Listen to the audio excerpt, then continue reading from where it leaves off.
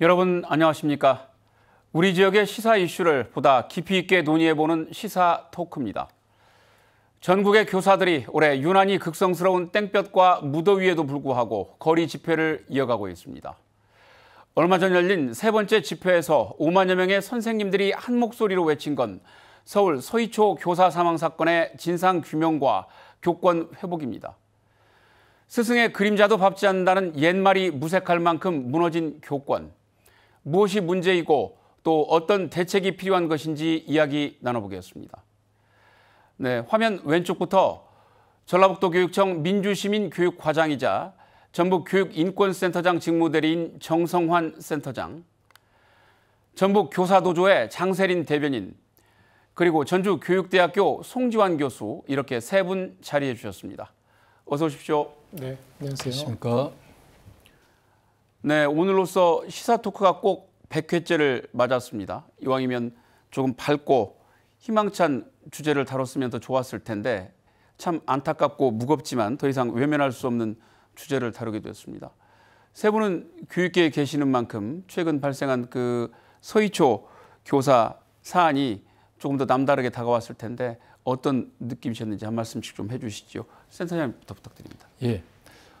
이번 안타까운 일을 계기로 저도 학교 관리자로 있으면서 교권 침해를 호소한 교사도 있었고 또 남모르게 이런 고민을 안고 있었던 선생님도 계셨을 텐데 제가 그분들의 고민에 얼마나 공감하고 귀 기울였는지 자성하는 계기가 되었고요. 그동안 현장의 교사들의 어떤 절규와 같은 절절한 목소리 많이 들었습니다. 이제 공은 국회, 교육부, 시도교육청에 넘어왔다고 보고요. 현장의 교원들이 납득할 수 있는 답을 내놓아야 될 시점이 있다고 봅니다. 교육부를 중심으로 관련법 개정이 선행되어야 되고요.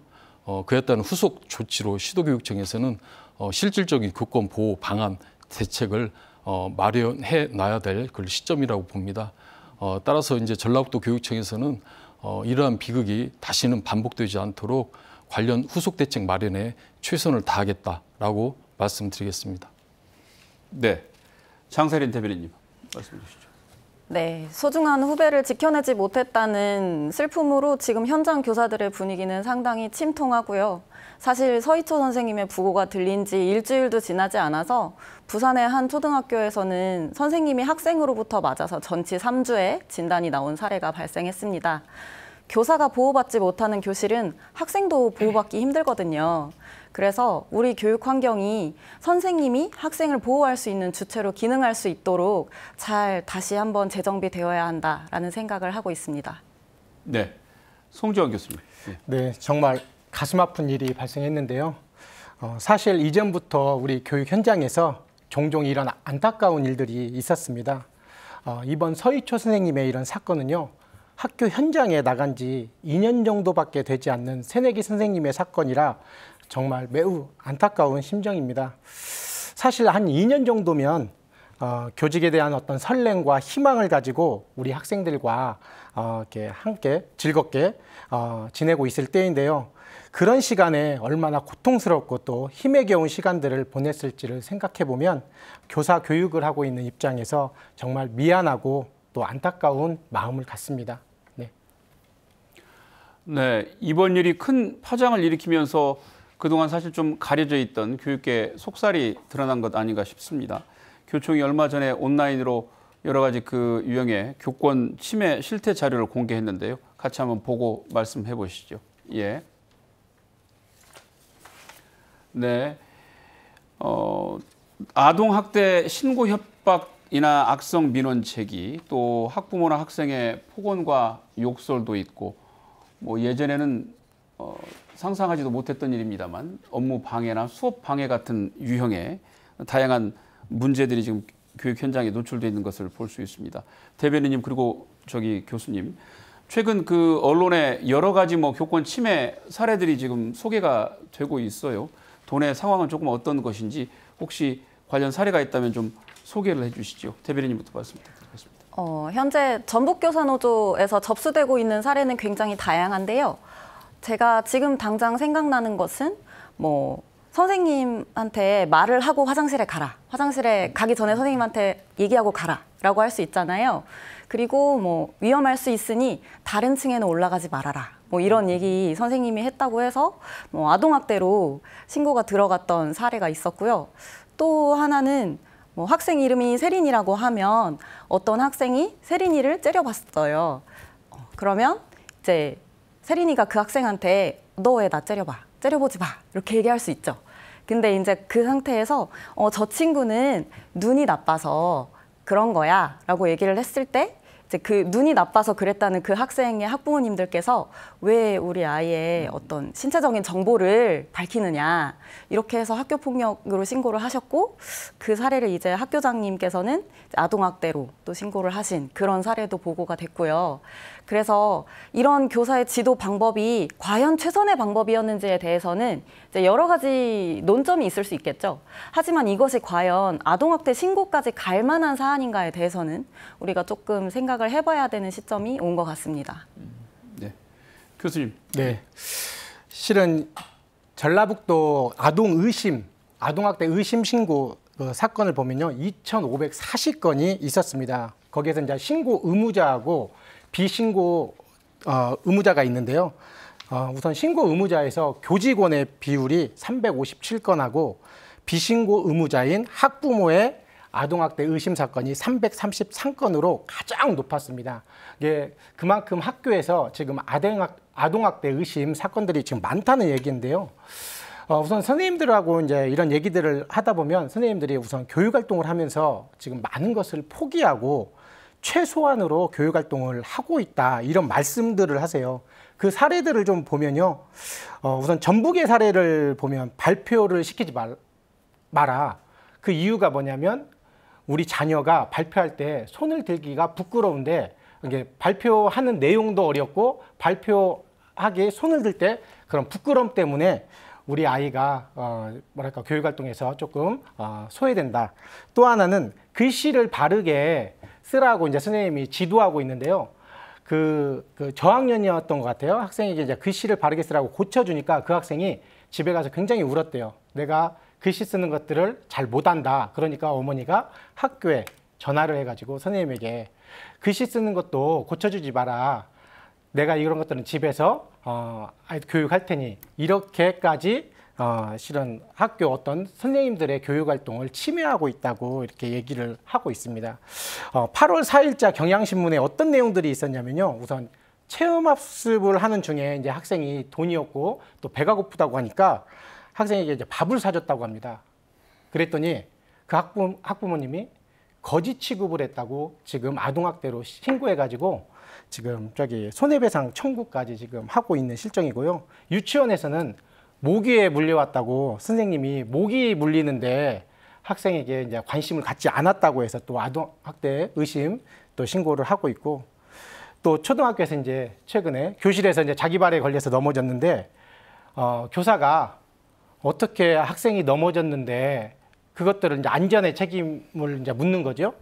물으면서 거기까지도 괜찮은데 그 다음에 학부모님이 뭘 요구하냐면 아이가 다리가 다쳐가지고 학교에 걸어가는 게 힘드니 아침에 선생님이 가정으로 우리 집으로 와서 아이를 등교를 시켜라. 이렇게까지 지금 실은 선생님들에게 무리한 요구들을 하고 있습니다. 그래서 이제 이런 민원들이 들어올 때 학교 선생님들이 어떻게 지금 대처하고 있냐 이것들을 찾아보니까요.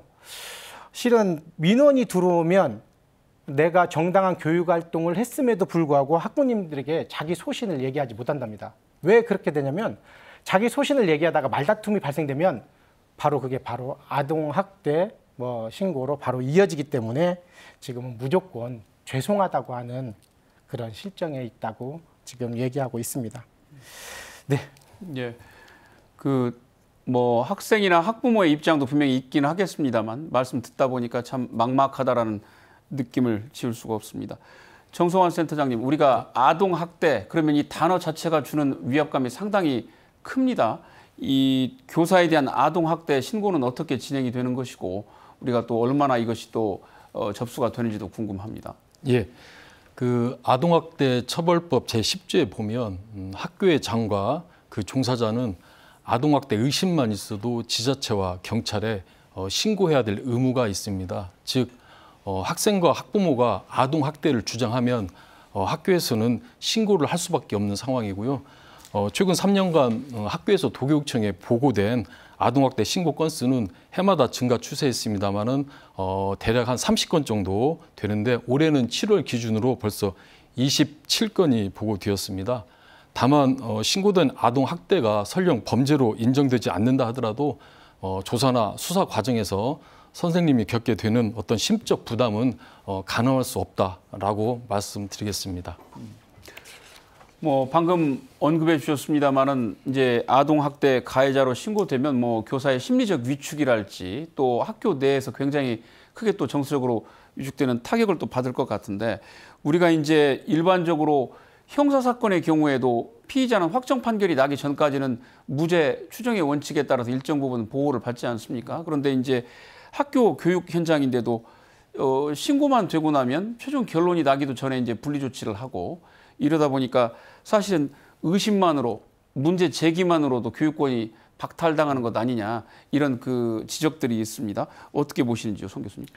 네, 먼저 이제 아동학대법이 실은 가정에서 오랫동안 그 학대당하고 은폐되다가 아이들이 이제 죽어가는 환경 때문에 만들어진 법이거든요. 근데 이제 이것들이 학교 현장에서 너무나 포괄적으로 적용되다 보니까 여러 가지 문제점들이 지금 발생되고 있습니다. 우선 이제 아동학대법을 좀 살펴보면요. 2020년 3월에 이제 개정이 됐는데 10조에 이런 내용이 있습니다. 누구든지 아동학대 범죄를 알게 되거나 또 의심이 있는 경우에는 자치단체 또는 수사기관에 신고할 수 있다. 또 10조 2항에 보면 그런 신고자의 불이익 조치를 하면 안 된다. 또 12조에는 그런 피해 아동하고 격리 분리한다. 그래서 이제 교사들이 바로 직위해제되는 상황들이 오는데요. 이게 21년도를 기점으로 해서 계속 지금 교원들에 대한 어떤 아동학대 의심 신고로 인해서 직위해제가 지금 증가되고 있습니다. 우선 이제 교원들은 아동학대법에 의해서 이제 신고가 되면요.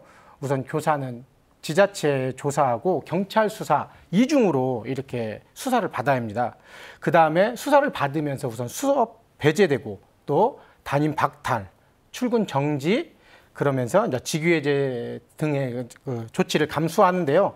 이게 이제 후에 무혐의 결정이나 그 무죄 판결을 받더라도 그 과정에서 엄청난 스트레스와 그 신체적으로 만신창이가 되거든요.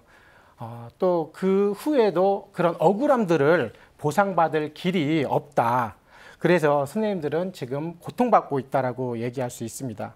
그래서 이제 선생님들이 아동학대 이런 그 신고에 당하지 않으려고 교육활동을 굉장히 이제 소극적으로 하게 되고 또 생활지도에서는 지금 현재 아예 손을 놓고 있는 실정입니다. 네, 네, 장세린 대변인. 예. 네, 민영배 의원실이 17개 시도교육청에 제출 자료를 취합해서 정리한 자료가 있어요. 최근 4년간 지방자치단체가 아동학대로 신고 들어온 걸 이제 아동학대라고 판정해서 조사로 넘긴 것들 중 검찰에서 실제로 기소한 사례는 1.6%에 불과합니다. 그리고 경찰 단계, 그러니까 경찰 수사기관에서 조사하는 단계에서 87.3%가 증거 불충분이라든지 여러 가지 사유로 이미 종결이 돼요. 그러면 전체 사건도 아니고 지자체에서 아동학대라고 판정해서 조사해야겠다고 생각한 그 사건 중에서도 12% 정도의 사건만 경찰이 조사해 볼 만하다라고 판정을 하는 거고 그리고 전체의 1.6% 정도나 검찰로 넘어가서 기소가 되는 겁니다. 그러면 이 상황에서 우리가 과연 이 아동학대 처벌법으로 보호해야 할 아동들을 집중해서 제대로 보호하고 있는가에 대해서 조금 다시 생각해 볼 필요가 있지 않나라는 생각을 하고 있습니다. 1.6%만 기소가 됐다는 게 사실 실감이 나지 않습니다만 문제가 제기된 100건 중에 2건도 사법적으로 최종 단계까지 검토해 볼 가치가 없다라는 의미라는 점을 보면 참 굉장히 적은 수치군요. 그러니까 정확히 말씀드리면 신고가 많이 들어오죠. 그 신고 중에 이제 지방자치단체에서 이것은 아동학대로 볼만하다라고 판정한 100건 중에서 2건 정도가 기소가 되는 겁니다. 예. 애시당초 문제가 제기한 것보다는 아주 훨씬 더 적어진다는 네. 말씀이시죠. 우리가 이제 학생과 학생 사이의 다툼이나 폭력 문제가 이제 불거지면 사실은 이제 학폭위를 열어서 들여다보게 되고 문제가 있다라고 최종 판단이 되면 가해 학생을 분리 조치를 하든지 이제 사안이 더 무겁다면 이제 강제 전학 조치라든가 이런 것들을 하게 되지요. 그런데 학생과 교사 혹은 이제 이게 또 비화가 돼서 선생님과 또 학부모의 문제가 되면 뭐 이게 그 폭언 혹은 또 아주 극단적인 경우에는 물리적인 뭐 폭력까지 또 노출되는 경우들이 왕왕 있습니다. 그러다가 이제 큰 사회적인 문제로 비화가 되기도 하는데 전북교육청에서 이제 올해 그 교육인권 조례를 만들기도 하셨습니다만 이제 막 만들어졌기 때문에 당장 효과를 기대하기는 조금 어려울 텐데 이 학교 현장에서 그동안에 선생님들이 잘 이런 문제에 있어서 보호되고 또 방어가 됐는지 궁금합니다. 장세린 대변인 어떻게 보세요? 사실 2020년도 말쯤에 교권 침해로부터 안전한 교육활동 보호 조례라는 것이 제정이 되기는 했었습니다. 그런데 이제 이 조례가 좀 더 구체화되고 의무 조항도 생기고 하면서 현장에 적응하는 기간이 필요했는데 그런 시간이 좀 있지를 못했어요. 그런데 제가 개인적으로 지적하고 싶은 부분은 본 조례 2장 9조 2항에 보면 교육감은 교육활동 실태를 정기적으로 조사하고 교권보호 정책을 결정하는데 그 조사의 자료를 반영해야 된다. 이런 조목이 있었어요.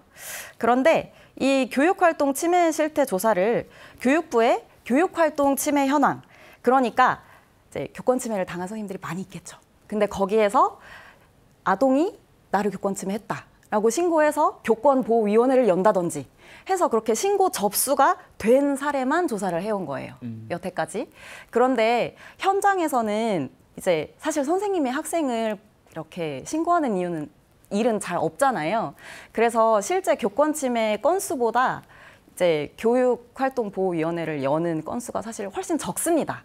그런데 이제 이 교보위 건수만 조사하다 보니까 우리가 여태까지 좀 실태 파악도 제대로 되지 않지 않았나 하는 그런 생각이고요. 교원을 대상으로 교권 침해 당한 경험이 있는지 전수조사를 한 게 올해 3월이 처음입니다. 올해 3월. 그래서 교육인권센터에서 이제 교사들을 대상으로 교권 침해를 당한 경험이 있는지에 대해서 처음 조사를 해주셨습니다. 조례는 뭐 이전에도 관련 조례가 있긴 했지만 실제로 그 입법 취지를 충분히 잘 이행되지 않았다라는 말씀으로 이해가 됩니다. 송 교수님 말씀해 주시죠. 네, 맞습니다. 우리 사회가 정말 학교의 어떤 이런 아동폭력이나 학교폭력 이런 데 무관심했습니다. 실은 이런 일에 이제 귀 기울이지 않았죠. 이런 일들이 학교 현장에서 기존부터 이제 어제 오늘의 일이 아니라고 아까 전에도 말씀드렸잖아요. 우선 이제 교사라는 직업이 우리나라에서 이제 선호하는 직업군이고 또 교사라는 직업이 다른 직업군에 비해서 조금 업무 강도가 낮다라는 인식들이 있었어요. 그 전에 이거 아주 옛날 얘기거든요. 우리가 이제 서희초 사건을 계기로 이런 어떤 선생님들의 어떤 업무 강도나 학생 민원 이런 것들이 이제 드러나게 됐잖아요. 이런 데에서는 이제 구조적인 문제들이 있는데요. 이게 우리가 학교에서는 사회 구조적, 문화적 문제라고 얘기를 합니다. 우선 이제 이런 것들을 좀 살펴보면 기존에 이제 분위기가 이제 아동학대로 이렇게 신고가 되면 우선 학교에서는 폭력 교사 이런 오명을 쓰고 또 학교에서도 문제 있는 교사, 또 자기 학급을 제대로 관리하지 못하는 교사, 또 생활지도가 엉망인 교사 이렇게 이제 취급을 당했었습니다. 그러다 보니까 이제 선생님들이 굉장히 위축되고 이런 학생 민원에 대해서도 자기를 드러내지 못하고 그러니까 이제 학교하고도 실은 또 동료 선생님들과도 소통하지 못하고 이런 일들이 있었죠. 또 이런 것들이 이제 동료 선생님들이나 학교에 보고가 돼가지고 이게 이제 조금 뭐랄까 드러나게 되면 오히려 학부모님들의 민원이 오히려 더 폭주합니다. 그래서 이제 교사 혼자 쉬쉬하면서 안고 가는 분위기가 아니었나 이렇게 생각해 보고요. 또 학교에서도 어려움이 굉장히 있었습니다. 우선 개입하기가 굉장히 어려웠을 거예요. 우선 아동학대 처벌법에 의해서 우선 학부모가 교장 선생님에게 아동 신고를 하게 되면요, 학교장은 의무적으로 그 교사를 신고하게 되어 있습니다. 만약 학부모의 신고를 회유한다거나 또 그에 반하는 행동을 했을 때는 오히려 당신들이 그 소송의 전면전에게 설 수 있다는 두려움들이 있었습니다. 또 이제 동료 교사 측면에서 바라본다면 이제 소송의 또 당사자가 아니고 또 옆에서 어떤 법적인 문제에 개입한다는 것이 굉장히 어려웠을 겁니다. 그리고 이제 또 학교 현장을 또 들여다보면요, 매일매일이 또 내 교실, 우리 아이들을 케어하는데 굉장히 벅차거든요. 그래서 이제 함께 이런 것들을 고민하고 또 문제 해결을 하는 여력들이 예. 없었다 이런 생각을 해봅니다. 네. 말씀 듣고 보니까 그 절차에 대한 매뉴얼이 굉장히 엄격하게 그 설정이 되어 있어서 사실은 뭐 중간에서 교육 철학이나 이런 것들이 개입하거나 해석될 수 있는 여지가 굉장히 적다라는 느낌이 드는군요.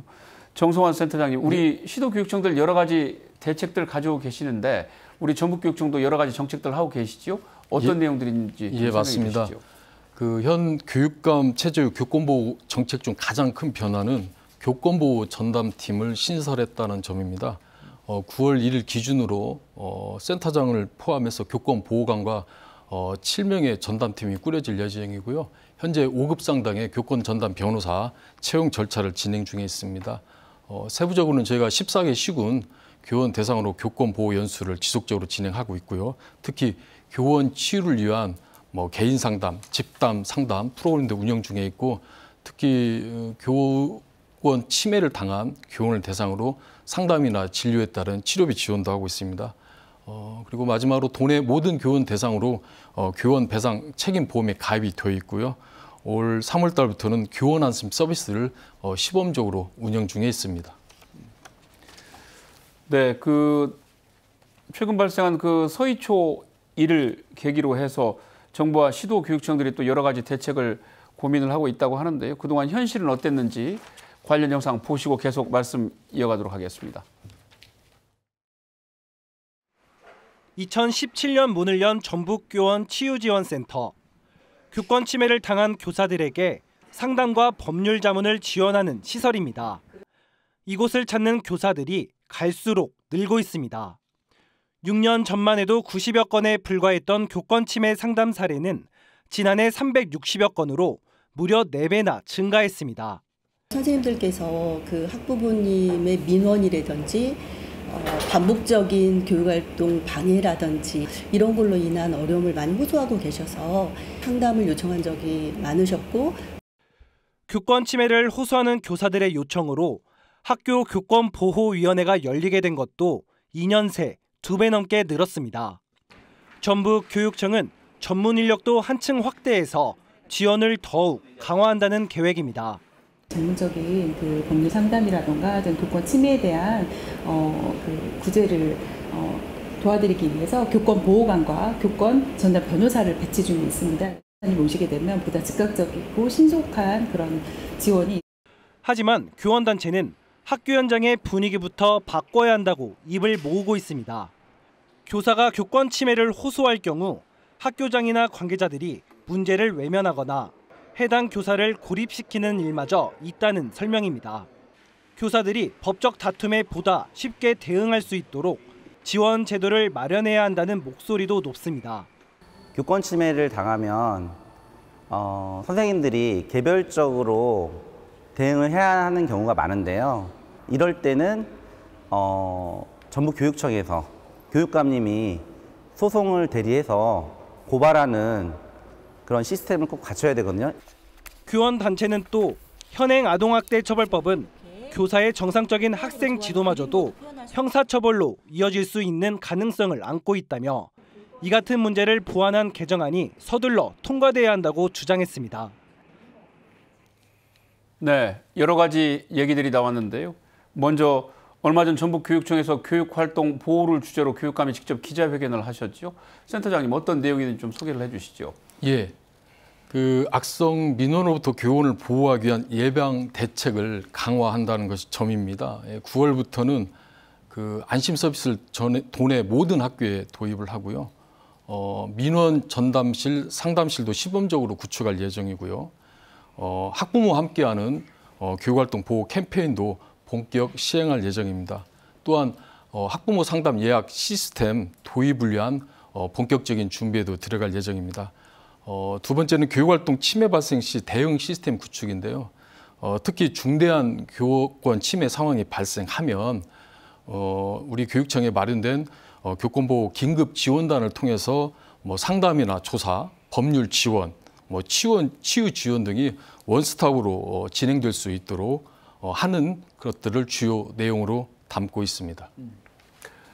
앞서 보신 영상에서 법률 개정 문제가 언급이 됐는데 무엇이 또 문제이고 어디에 중점을 둬야 할지 세 분 말씀 좀 들어보겠습니다. 센터장님부터 말씀을 좀 해주시죠. 예, 가장 먼저 법 개정이 이루어져야 할 부분이 아동학대 처벌법입니다. 즉 아동학대와 관련하여 교사의 어떤 정당한 생활 지도에 고의 또는 중과실이 없는 한 교사에게 책임을 묻지 않는 면책 조항 이것이 마련될 필요가 있고요. 다음으로는 교원지휘법도 개정될 필요가 있는데 학교에서 교사를 괴롭히는 목적으로 반복적인 민원도 되고 부당한 요구 등으로 교사들의 교육활동을 심각하게 침해하는 사례들이 빈번하게 발생하고 있거든요. 이런 부분도 교육활동 어떤 침해의 새로운 유형으로 규정할 필요가 있고요. 또 교육활동 보호 관련해서 학부모 의무조항 신설도 반드시 필요하다라고 봅니다. 마지막으로 현재 지금 교권보호위원회가 학교에 설치되어 있습니다만 향후에는 법 개정을 통해서 교육청 단위 이관을 통해서 어떤 학교의 업무 부담도 줄여질 필요가 있다라고 말씀드리겠습니다. 예, 대변인님도 하실 말씀이 많으실 것 같습니다. 네, 일단 교사에게 아동학대 신고가 들어갈 경우에 선생님들은 보통 3개의 기관을 불려다니면서 조사를 받습니다. 첫 번째는 교육청이고요. 두 번째는 경찰 조사, 세 번째는 지자체 소속인 아동학대 전담팀을 불려다니면서 조사를 받아요. 그리고 여기서 사안에 따라서 운이 조금 더 없으면 이제 지역에 있는 교육지원청에서 조사를 받기도 합니다. 그래서 이제 선생님들이 기본적으로 3군데, 4군데에서 조사를 받으면서 이제 결과를 통보받게 되는데 이제 여기에서 아동학대 여부를 판정하는 곳이 지자체에 소속된 아동학대 사례 전문위원회라는 곳이 있습니다. 그런데 저희 노조에서 이제 예전부터 주장했던 게 그 사례 전문위원회 구성원으로서 좀 교사를 포함시켜서 교육활동의 맥락을 좀 이해를 전제로 해서 이런 아동학대를 판정했으면 좋겠다라는 주장을 예전부터 꾸준히 해온 바 있고요. 아동학대법 관련해서 많이 이야기되는 것들이 우리나라가 미국이랑 많이 비교가 되고 있습니다. 그런데 미국의 경우 아동학대 신고율은 굉장히 높아요. 그런데 자체적으로 각하하는 비율도 굉장히 높습니다.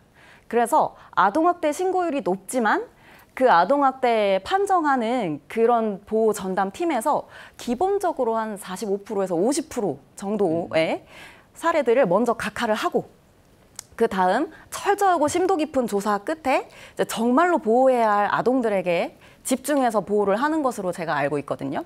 그리고 또 미국에서는 어떤 무고성 아동학대, 그러니까 허위신고라고 할 수 있죠. 이런 허위신고에 대해서 과징금을 굉장히 많이 부여한다든지 아니면 형사처벌의 대상이 된다든지 하는 식으로 강력히 제재를 하고 있는데 저는 이것을 어떤 목적으로 보냐면 그러니까 보호해야 할 아동들에게 집중해서 보호하기 위한 하나의 수단으로 생각을 하고 있거든요. 그런데 지금 현재 우리나라 같은 경우는 어떠냐면 신고율이 굉장히 낮습니다. 미국에 비해서요. 그런데 들어오는 신고의 72%가량을 지자체에서 아동학대로 판정해서 조사에 들어가요. 그런데 아동학대 판정이라는 것이 아동을 보호하기 위한 목적이기 때문에 모든 아동학대 판정이 뭐 나쁘다, 옳지 않다 이렇게 말씀드리는 것은 아니지만 우리가 정말로 보호해줘야 할 아동들에 집중해서 핀셋처럼 이렇게 딱 집어서 보호를 하고 있는가에 대해서는 조금 더 숙고가 필요한 시점이 오지 않았나라는 생각을 하고 있습니다.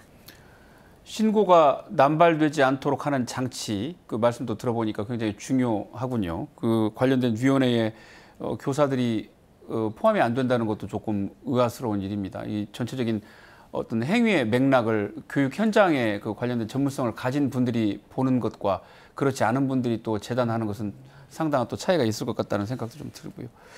송 교수님 말씀해 주시죠. 우선 지금 현재 있는 법 체계 내용 안에서 좀 살펴보면요. 우선 교원지휘법을 내용을 조금 보게 되면요. 교원 지휘 향상 및 교육활동 보호를 위한 특별법인데 이것이 교육활동 침해 행위들이 지금 여러 가지로 지금 규정되고 있어요. 형법상 상해, 폭행죄, 또 협박죄, 또 명예훼손죄, 또 성폭력행위, 불법정보 유통행위, 또 그 밖에 교육부 장관이 정하는 뭐 고시로 하는 교육활동의 부당행위 이런 것들이 많이 있는데요. 특히나 지금 현재 그 악성 민원들로 인해서 교사의 무고나 허위 사실 신고에 대해서 지금 교육감이나 학교장이 의무적으로 신고하게 만드는 내용들을 통해서 실은 이런 악성 민원이나 아동학대 지금 신고 사례를 조금 줄이고자 하고 있습니다. 두 번째로는 초중등 교육법 개정을 통해서 조금 지금 이런 아동학대 신고를 조금 낮추려고 하고 있는데요. 우선 올해 6월 28일에 생활지도법이 지금 시행령이 지금 발의가 됐습니다. 근데 이제 장관 고시가 지금 아직 지금 발표가 안 되고 있는데요. 현재 지금 생활지도법은 어떻게 되어 있냐면요. 조언이나 주의, 훈계로 이렇게 지금 교육 활동을 할 수 있게 돼 있습니다. 근데 이런 것들이 구체적으로 제시되고 있지 않아서 이런 것들이 여러 가지 나중에 아동학대 의심 신고로 분쟁이 생길 수 있어요. 그래서 좀 구체적으로 아동의 어떤 특정 공간 이동이나 또 교실 퇴실 명령, 또 반성문, 또 방과 후 뭐 별도 상담, 학부모 또 학교 내원에서 상담하는 거, 학생 징계하는 것까지 좀 이렇게 구체적으로 가이드라인을 명시해줘라. 그래서 학교에서 선생님들이 조금 교육활동 또 생활지도 하는데 적극적으로 할 수 있도록 이게 법이 마련돼야 할 것입니다. 네. 제가 확인을 좀 해봤더니 그 이태규 의원 발의안을 비롯해서 강덕구 의원, 홍석준 의원, 뭐 여러 대여섯 분의 의원들이 지금 많은 그 법률 개정안을 발의를 하셨더라고요. 이제 말씀해 주신 것처럼 정리하자면 초중등 교육법이랄지 교원 지휘법이 이제 핵심인 것 같고 가장 중요하다고 제가 볼 때 판단되는 것은 어쨌든 아까 센터장님 말씀해 주신 것처럼 중대한 과실이 없다면 교육 현장에서 벌어지는 일상적인 지도나 이런 거에 대해서 면책을 주고 또 그 아동 학대의 해석을 굉장히 제한적으로 하자는 말씀이시잖아요. 교사들이 위축될 수 있고 남발될 수 있고 그보다 또 못지않은 여러 가지 후유증들이 있을 수 있으니까요. 이 관련된 내용 보면 아까 교수님 언급해 주신 것처럼 학교장이나 또 그 교육감의 어떤 보호 의무, 뭐 여러 가지 의견 개진의 의무를 또 교원지휘법 안에 포함되어 있는 내용도 있는데 이와 관련해서 보면 우리가 앞서 본 영상에서도 그 학교의 분위기가 좀 달라져야 된다 이런 그 내용들이 좀 포함이 되어 있었습니다. 당사자 해당 교사 입장에서는 굉장히 위축되고 주눅들 수밖에 없는데 동료 교사나 학교의 또 관리 책임자들께서 별로 조금 안 도와주시는 거 아니냐 이런 지적들이 굉장히 많습니다. 그러다 보니까 혼자 아까 우리 대변인께서 말씀해 주신 것처럼 세 군데, 네 군데 기관을 뭐 다니다 보면 뭐 아무 일을 할 수가 없는 것이죠.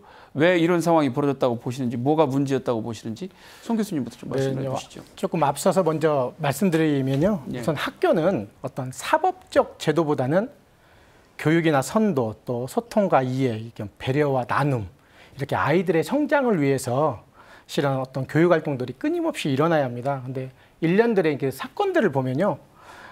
네가 옳으냐 내가 옳으냐 또 네가 죽냐 내가 죽냐 이런 이분법적 사고와 법칙이 이렇게 지배하는 교육 환경으로 바뀐 것 같아요. 그리고 이제 그런 결과들을 내기 위해서 최우선적으로 어떤 법적 조치들이 해결 방안으로 이렇게 등장하는 게 아닌가 이런 생각을 해보면서요. 현재 상황에서 좀 최소한의 어떤 법적 방어권이 좀 있었으면 좋겠다라는 얘기를 드리면서 학교가 왜 선생님들을 지원하지 못했냐 앞서 얘기했습니다. 학교에 이제 그 선생님의 어떤 법적 소송 이런 것들을 지원하기 위해서는 여러 가지 법적 보완적 어떤 제도들이 조금 뒷받침돼야 하는데요. 지금 현재 그러지 못했습니다. 우선 당장 우리가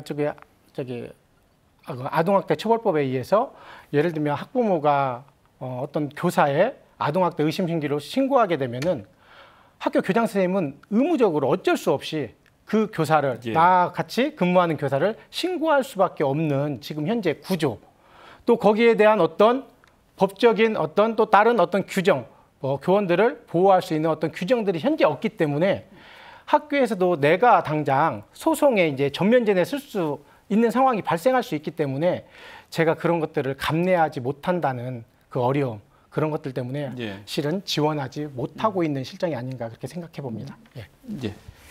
대변인님 말씀해 주시죠.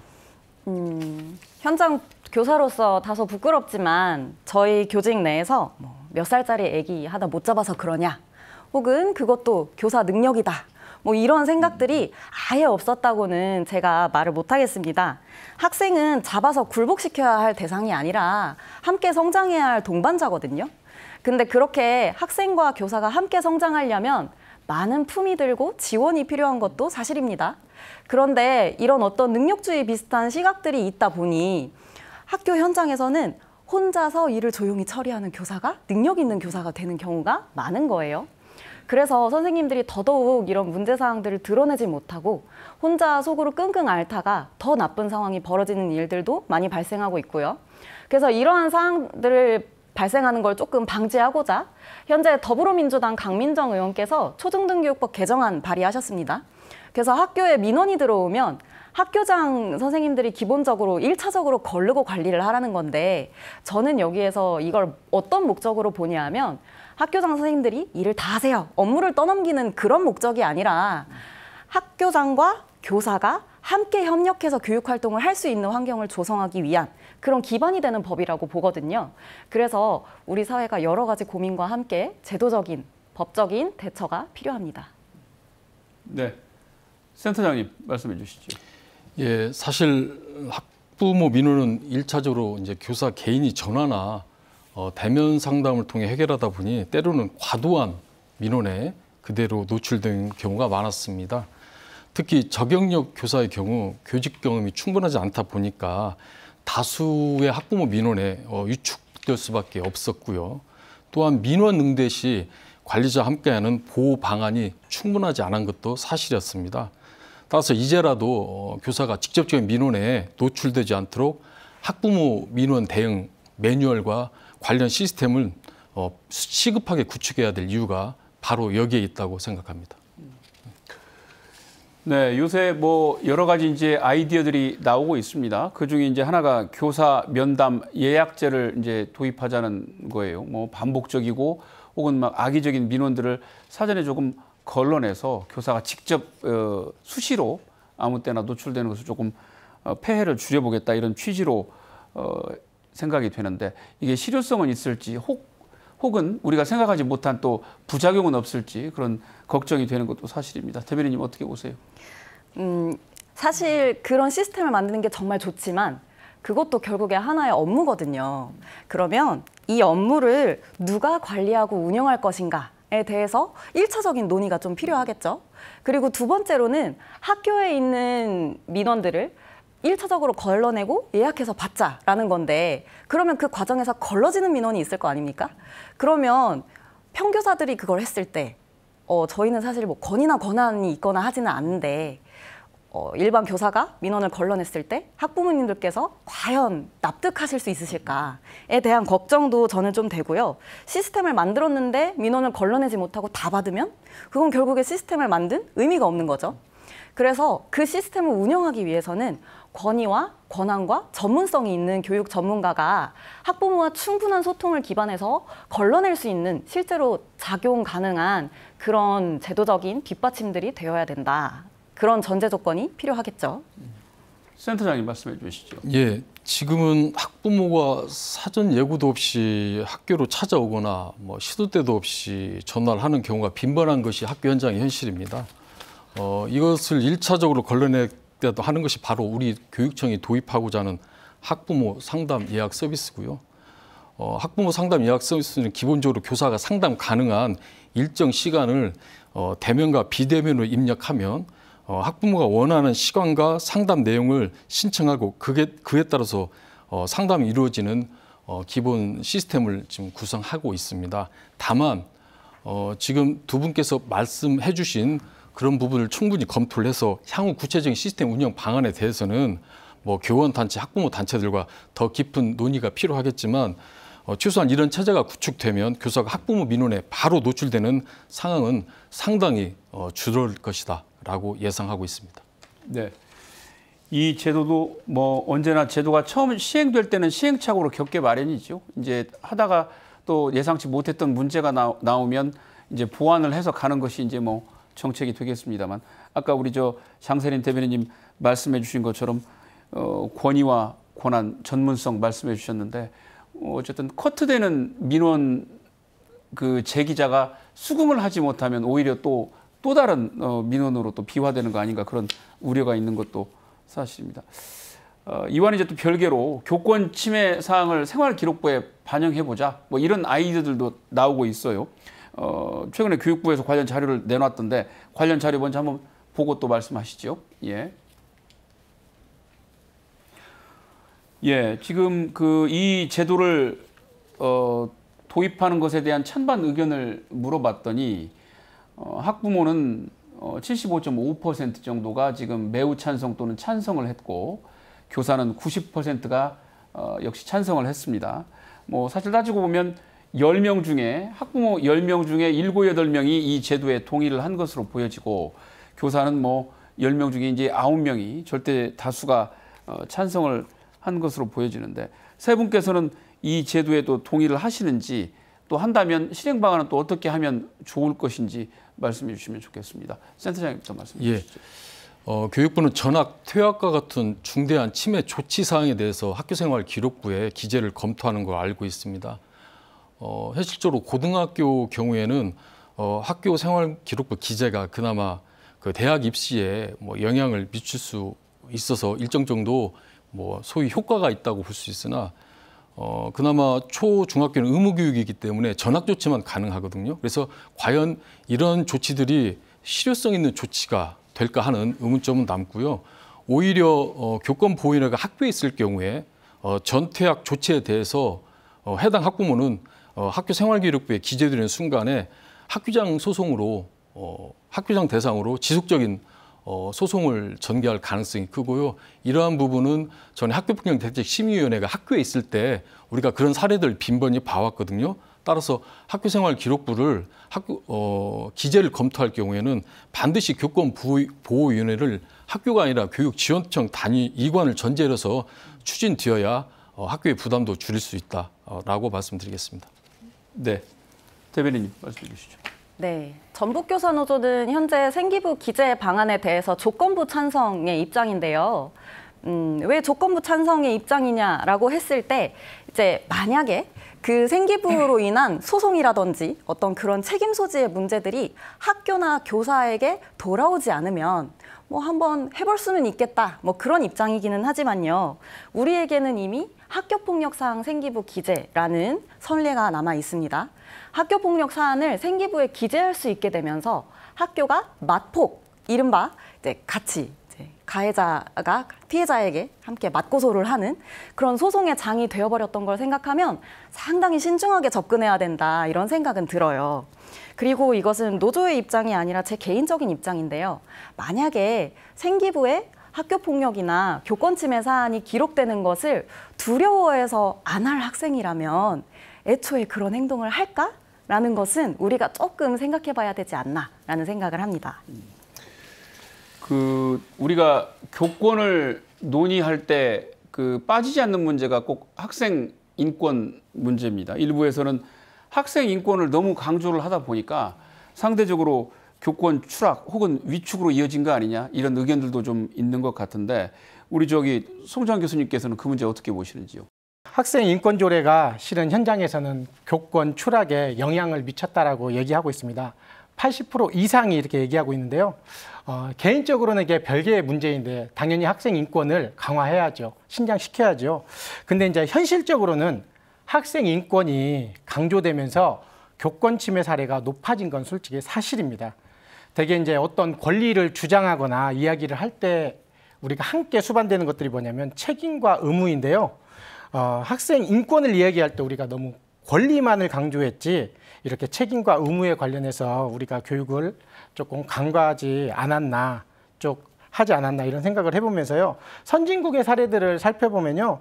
뉴욕 학생 권리장전이나 또 교육 선진국들의 학생인권 조례를 살펴보면요. 모두 다 먼저 학생의 어떤 책임과 의무가 수반될 때 권리를 주장할 수 있다고 이렇게 얘기를 하고 있습니다. 네, 그런 면에서 학생인권 조례에 따라서 조금 교권이 추락한 면이 있지 않나 이런 생각들을 해보면서 앞으로는 실은 학생들의 어떤 책임과 의무를 의무 교육을 하면서 이런 권리 주장을 또 권리를 신장시킬 수 있는 교육적 방안이 조금 더 수반됐으면 좋겠습니다. 네.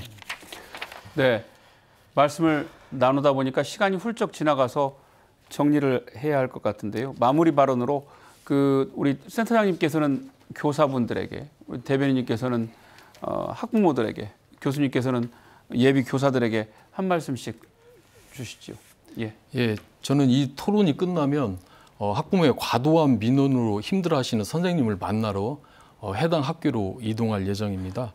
더 이상 도내 교원들이 외롭게 교권 침해에 홀로 맞서서 투쟁하는 그런 일이 더 이상 발생하지 않도록 후속 대책 마련에 최선을 다할 거고요. 이 자리를 빌어서 교육 현장에서 매일매일 최선을 다하시는 선후배 동료 교원들의 헌신에 머리 숙여 감사드립니다. 네, 대변인님, 이어서 말씀해 주시죠. 네, 이번 사안으로 교권에 대한 여론이 형성되었지만 사실 지금의 학부모님들께 지난날의 학교가 많은 상처를 주었다는 것은 알고 있습니다. 왜냐하면 저도 그랬거든요.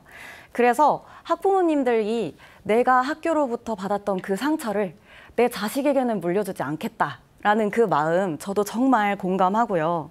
하지만 현직 교사인 저도 맞으면서 배웠지만 때리면서 가르치지 않으려고 정말 많이 노력하고 공부하고 있거든요.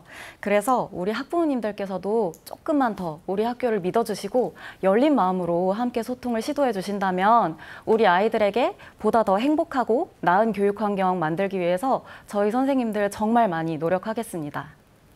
네, 교수님 마무리 발언 부탁드립니다. 네, 우선 걱정이 많습니다. 지금 학교에서 교직의 희망을 가지고 학업과 좋은 선생님의 어떤 갖춰야 할 태도를 기르고자 노력하고 있을 우리 예비교사 예비교사들에게 이런 아픈 어떤 이슈들로 인해서 교직의 희망이 꺾이지 않았으면 좋겠습니다.